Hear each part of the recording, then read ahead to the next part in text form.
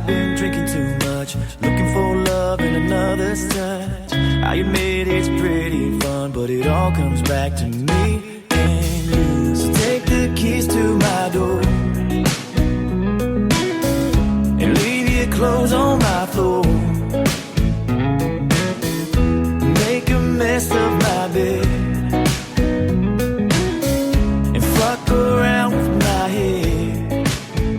You know you can use me up. Welcome everybody to Picks and Bones. I'm your host Eric, bringing you the best in Americana red dirt, Carolina clay. How about some black dirt and good old outlaw and American rock and roll? Today, you guys, you got a treat. We got Jesse Frizell, North Carolina born, man that's putting out some killer country right now. Jesse, welcome to the show. Thanks for having me, man. I appreciate that. No, glad to. Kind of give everybody a idea of where your music is in the stream of things, if you will. That's a good question. It sits in a weird spot. I kind of came up with a country raising here in Candler, just outside of Asheville, North Carolina. And so it's got a lot of those influences in it. But me personally, I like a diverse, kind of wide range of things. So I think those all kind of get mixed in as well. So country, Americana, folk, singer-songwriter, even a hair poppy at times, I believe. You know, there's nothing wrong with that. I mean, everybody's got to find their niche and where they fit into the grand scheme of things. What's your background? How'd you get into music? Yeah, well, it's a long story, but I'll make it super short. I found a guitar in my father's closet at the age of 13. And I was like, I don't know what this thing is, but it's really cool. And I was kind of drawn to it. And it's a gateway. It's a gateway instrument. You need to be careful. Yeah. He taught me a few chords, and like a month later, I started getting the calluses on my finger, and I was like, something about it. I just liked it. I liked that you could sit down with this thing and make it sound good, and tell stories with it, and play songs with it, and it just took off from there. A bunch of different bands. Was in rock bands growing up, playing AC/DC and Def Leppard, Aerosmith, all that kind of stuff. And right on. Yeah, probably my early 20s is when I kind of broke off and started doing my own thing and discovering my voice and writing these country Americana tunes. So that's kind of it in a nutshell. I like it.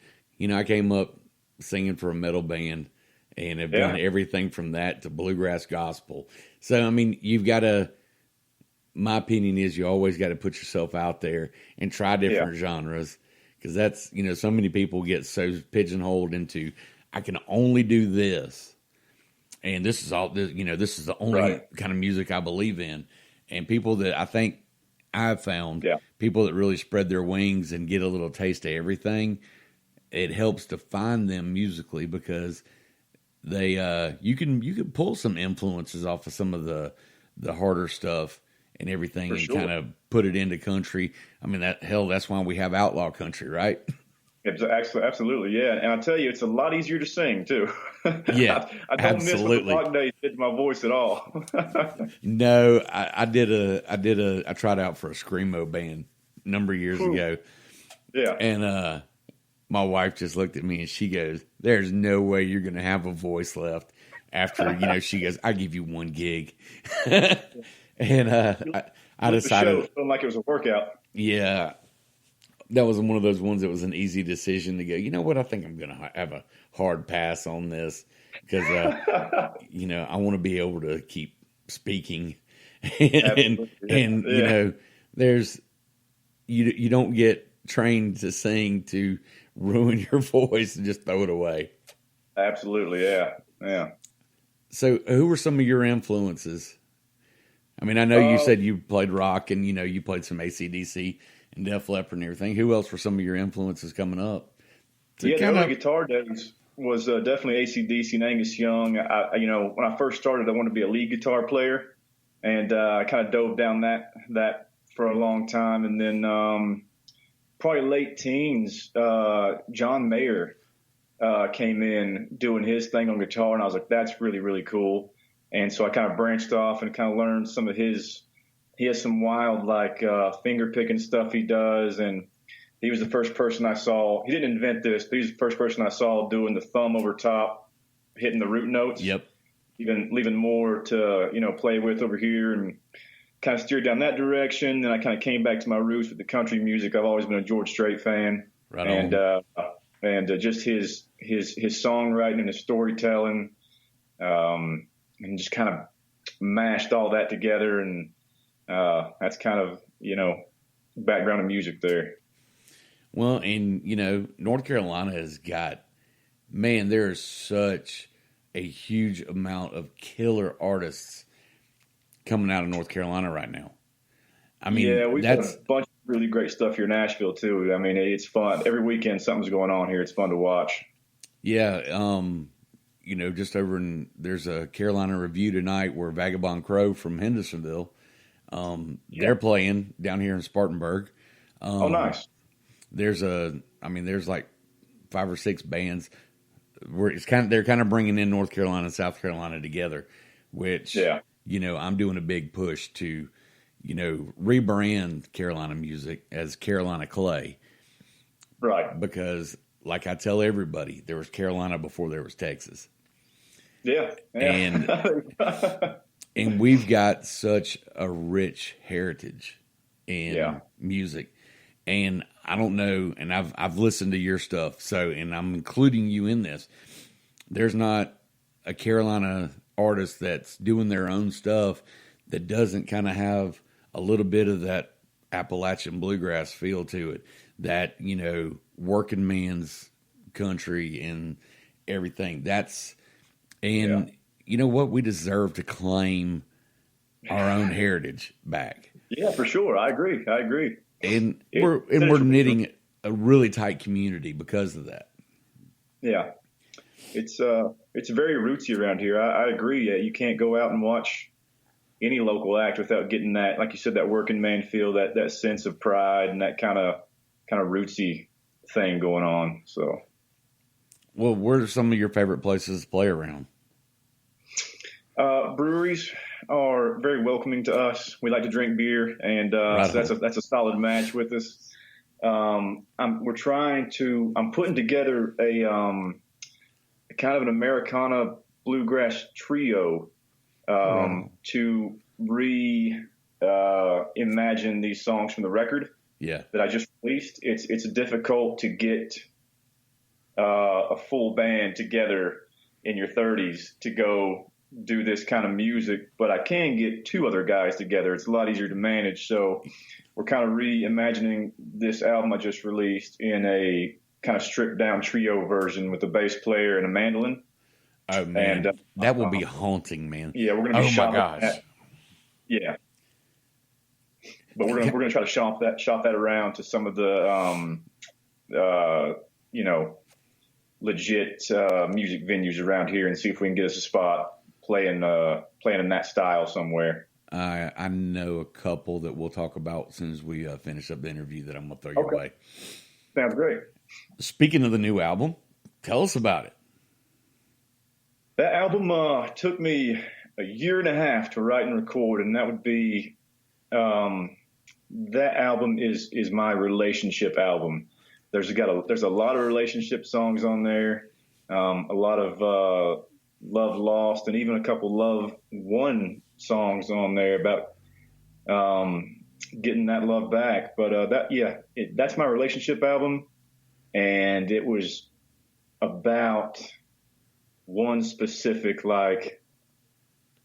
6 to 7 months of my life where I took all this stuff and all these stories that I had and all these late nights that I had and all these things that were going on. And the very first song I wrote was the summer of 2018. I wrote the song Rose Gold Renegades. And I said it to someone as a joke. I was at a bar drinking, and I was with the girl at a time that I was seeing, and she had a rose gold watch on. And I had a watch on, and I noticed that the hands of my watch were rose gold.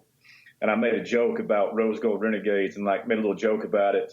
And later on that night, after we'd parted ways, I was like, that's a pretty cool line. I should do something with that. So the song was born that night. I think I wrote the whole song in like 20 minutes. And the next day I had this song. I was like, I need to do more with this. This needs to be. And that's when I decided to write the album around that night and around that theme and name it Rose Gold Renegades.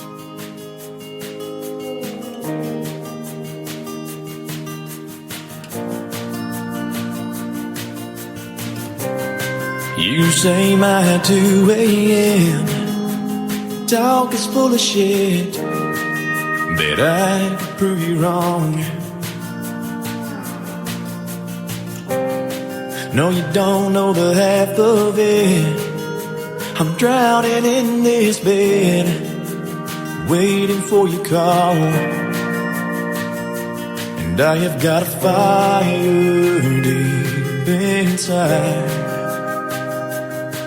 and it's burning me alive. We could be rose gold renegades, planning our getaway like a pair of That, I mean, it's a great album, and after listening to it, I can hear how well that trio will be doing that. Yeah.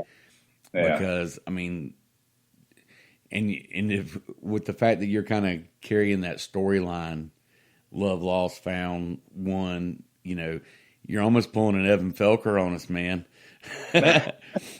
You know, with tying in, you know, your songwriting and that everything's kind of got a little bit of a tie-in together for that album, which, dude, that's my favorite songwriter. Well, one of them, he's in my top 1 and 2 of songwriters. Wow. Well, Daryl Scott being my all-time favorite. So, right. Which, you know, nobody holds a candle to that guy. Yeah. Oh, yeah. Who are some of your influences now? Now I like, have you heard of Midland? Yes. I like what they're doing, man. I like how they're coming out and kind of bringing back that kind of old sound and that old style. I think they're cool. And I like the music they're putting out. And it feels a lot of times when you see, or when I see an artist doing something that's kind of outside the box or kind of different, sometimes it seems transparent and like a, you know, like an act. Maybe I feel like that's just them. I feel like that's who they are, and maybe it's not, but I buy into it and I love it. And you know, I feel like they write really good songs, and they inspired me a lot. A lot of my songwriting in the past, you know, year or so. So they stand out a lot. I'm trying to think anybody new right now that really. Tyler Childers is killing it. Absolutely. Everything he does is gold. I love that guy. Him and Sturgill just came through Asheville over the weekend, and I missed it. I didn't get tickets, and I was so pissed. I'm seeing them next Friday in Charlotte. Oh, congratulations. Yeah, well, that was, man, fantastic. My oldest son made that happen. That was the Christmas present, because he's like, Dad, we're going to see Tyler and Sturgill, so, you know, Merry Christmas. I'm like, dude, you're going to make me tear up here, because, you know, when your 21-year-old son is out there and thinks that much that's what he wanted to, because he knew. Good kid there. Yeah. Well, and he's a musician, so he's nice. You know, it's this, I raised him right. It sounds like it, yeah. You know, he's got good taste, absolutely, as far as music goes. I know you say you like to play the breweries and everything, which are, and I mean, I think that's actually becoming that's like the staple for so many artists and acts right now, because, you know, because breweries are so popular. Yeah. But, you know, and the beer goes hand in hand. I keep trying to find whiskey sponsors for my show. I mean, I've hit up a bunch of them. I'm like, come on, y'all. And my pitch is country music and whiskey go together like, you know, peas, carrots, everything. You know, Jack and Coke. There's a reason it all goes together like that. So, you know, and we've got a local brewery that he's a huge supporter of my music, of my show, but of local music. He's a musician himself. You know, and I know he listens, so I'll go ahead and say it's Andrew over at Golden Grove Brewery in Piedmont, which you would be a killer fit for. Golden Grove? Golden Grove. I'll check that out for sure. Yeah. They bring in a lot of local acts and everything. They're it's a farm. They grow half the stuff that they're using in the beers. That's awesome. Wow. And he's got a outdoor venue that he's getting ready to open up this summer for shows and everything, overlooking a big, farm pond. I mean, it's like the, and then you've got such good beer. And then there's also the beer. I'm always coming back to the beer because, he makes great beer. It certainly doesn't hurt anything, that's for sure. No, and with so many, like I said, with so many breweries out there, it's kind of hard to find. Not everybody. I'm not an IPA guy, so I have a hard time a lot of times going to some of these places because everybody loves IPAs. Here, let's talk beer for a minute. You play at a bunch of breweries. IPA City over here. Huh? I said, come to Asheville. It's IPA City over here. Oh, I know it is. What's your go-tos? My go-to beer? Yeah. Man, here's my go-to beer. Free? I was raised on all the, I shouldn't say raised. That sounds like I had it at a young age. But when I started drinking, you had all the standards around. And then I did the microbrew thing. There's kind of no way to escape it here in Asheville. There's not. But if I'm going to the gas station and buying beer, it's Coors Banquet. That's my go-to. You're staying with the tradition. I hear you. I'm keeping it that way, yeah. I love PBR. PBR guy? Yeah. I mean, see, we do PBR up here. Yeah. Yeah. I mean, now if I'm going for like the breweries and microbreweries up around your way, Green Man all day. Green Man's great. Green Man is great. I mean, they make some great stuff.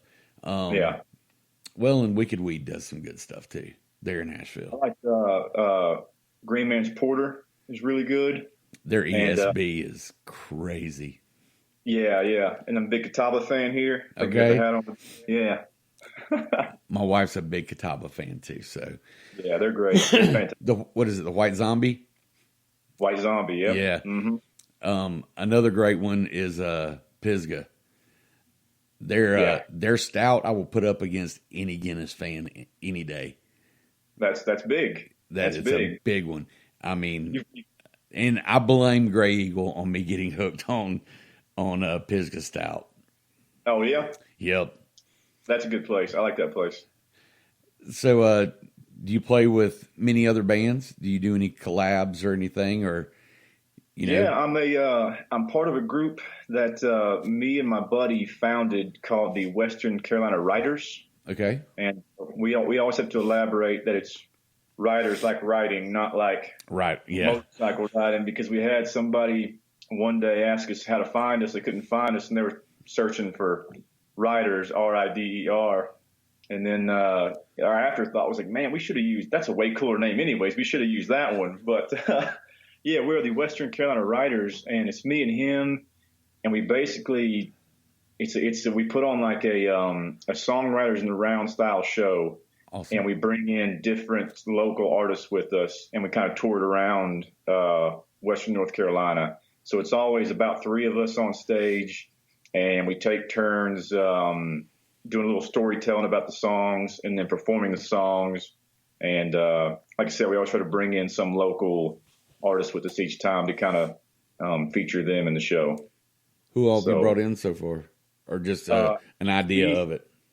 We've had Ashley Heath with us. We've had Andrew Scotchy with us, Stephen Evans, and there's a ton more, just really great local artists that we brought in. So it's been a really cool for us to get to experience that with somebody else, and also get brought into their world a little bit and learn from them. And it's like a big, it's a collaborative kind of thing, and made a lot of really great friends doing it and learned a lot. It's always cool to hear everybody else's story and their style, and it's just been a fun thing, and we're excited to be doing it still. So yeah, I'm noticed there's a bigger trend with that going on these days, because you got like Justin Clyde Williams and Tyler Hatley doing that same kind of stuff. I just played with Justin in December. Yeah.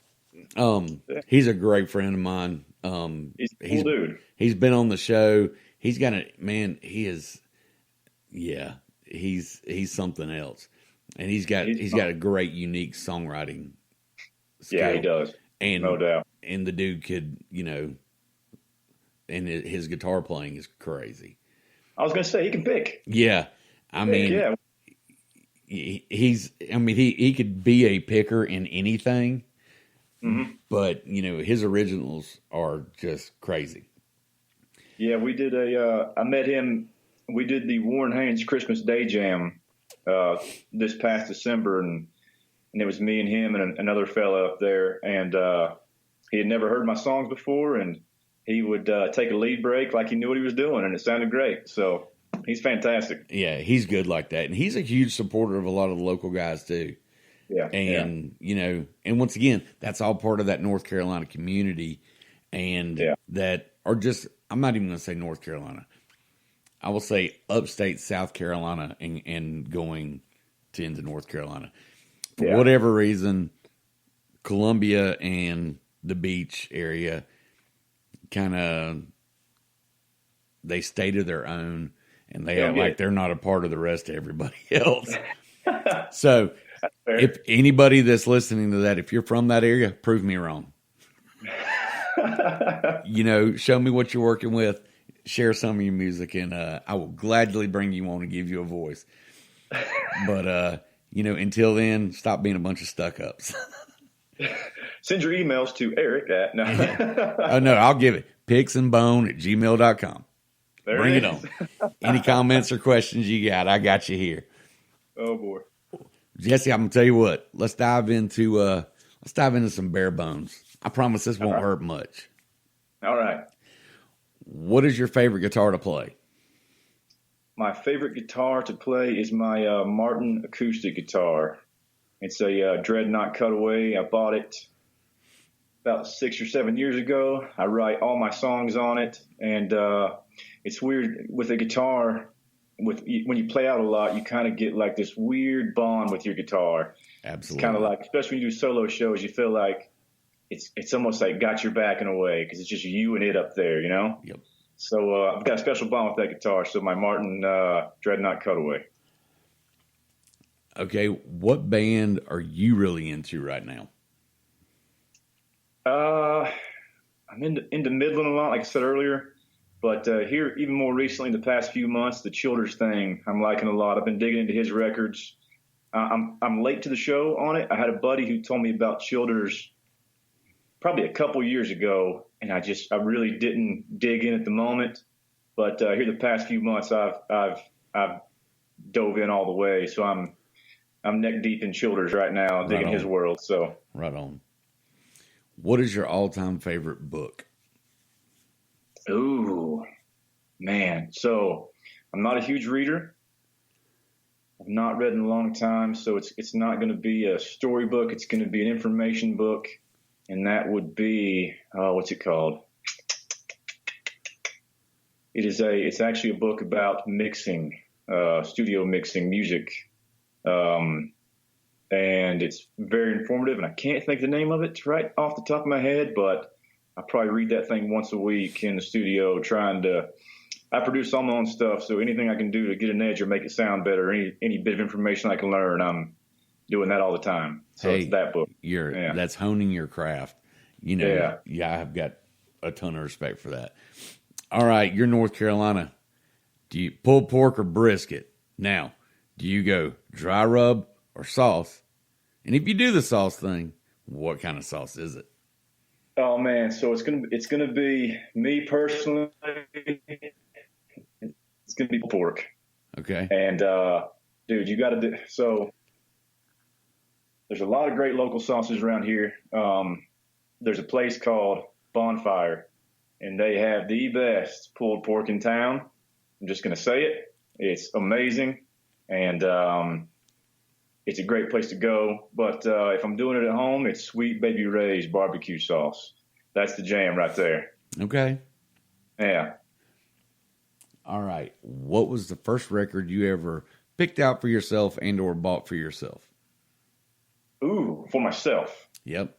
Not a gift. Now, okay. Somebody could have bought it for you, but you picked it out. Okay. That'd be AC/DC, the Who Made Who album. Picked it out when I was 13. Yeah. Right on. Yeah. What was your first concert? AC/DC. I'm seeing a trend here, man. First concert, Greenville, South Carolina, probably 2002, 2003 at the Bilo Center, AC/DC, yeah. Right on. It was so loud. Oh, yeah. And we were in the nosebleeds, and it was I've never heard anything that loud in my life. It just felt like, I mean, it was great. You know, I was a kid and I loved it, but you could just feel like your ears being pushed in, and it was incredible. So that's awesome. Star Wars or Star Trek? Oh no! Yeah, dude, I went there. This is where I'm going to just upset everybody because neither. Nope. You know, honestly, I've been given that answer several times. Oh, really? Yep. I feel like I just lost a lot of people, though. Just say you quietly love Star Wars, and then everything's all good. Okay, we'll go with that one then. Yeah. Okay, this is a 2-part question. Okay. The first one is, what is your jam song? It's that one that you've heard it 1,000 times. You still crank the volume up. You're singing at the top of your lungs, windows down. Yeah. But then on the converse of that, what's your guilty pleasure song or artist that you don't want to, you hate that you love it so much, and you might be slightly embarrassed to admit to it? First of all, how dare you? Hey, man, I went there, and I will tell you, and I say it's Britney Spears for me all day long. Britney Spears? Yep. All right, I'll start with that one, then I'll start with the embarrassing one. I'm a Taylor Swift fan. Oh, you're killing me, man. Listen, hold on now, wait. She can write, you know, oh boy. She can write a good song. I'm going to stick with that. Okay. Fair enough. Write a really good song. My jam song, I've got two, and Your Love by The Outfield is such a good song. It is. It's a classic. I love that song. And then King of Wishful Thinking. I love those two songs. Yeah. I'm right there with you. Those are good choices. And those are you're the first person to have either one of those. Those are windows down, and I can't reach those notes, but if I'm by myself, I'll try. Yeah, why not? Okay, person living or dead that you would love to have had the opportunity to take the stage with one time. Ooh, Stevie Ray Vaughan. Oh, good choice. Yeah. If really anything, I've heard that from interviews and from people that have seen him that you can't quite grasp what he was doing unless you were there witnessing it. They said being in the room while he played was something phenomenal. So I think Stevie Ray Vaughan is who I would definitely choose. All right, man, that was a good one. Yeah.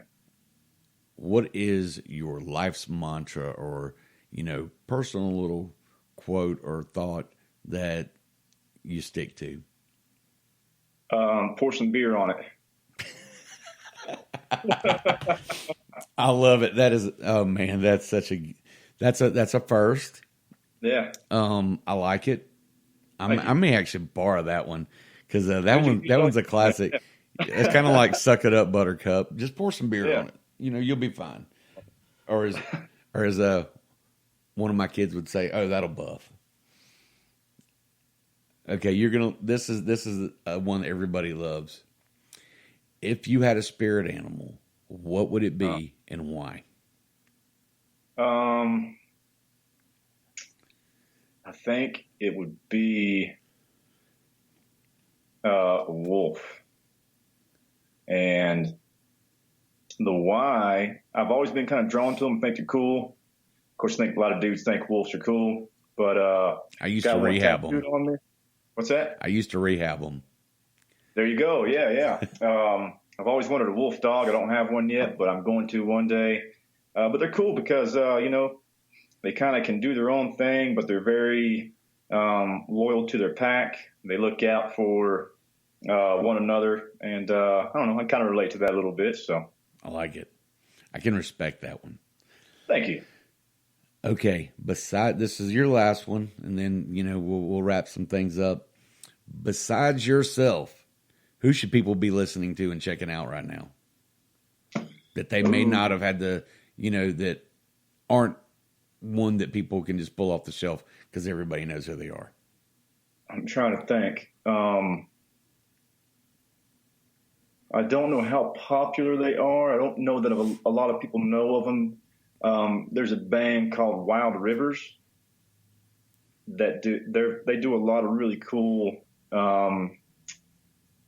It kind of seems like stuff that I'm doing now. It's very singer-songwritery, but they've got those folk Americana influences in there, and they write a lot of really cool songs. So I would say, if you haven't heard of them, check out Wild Rivers.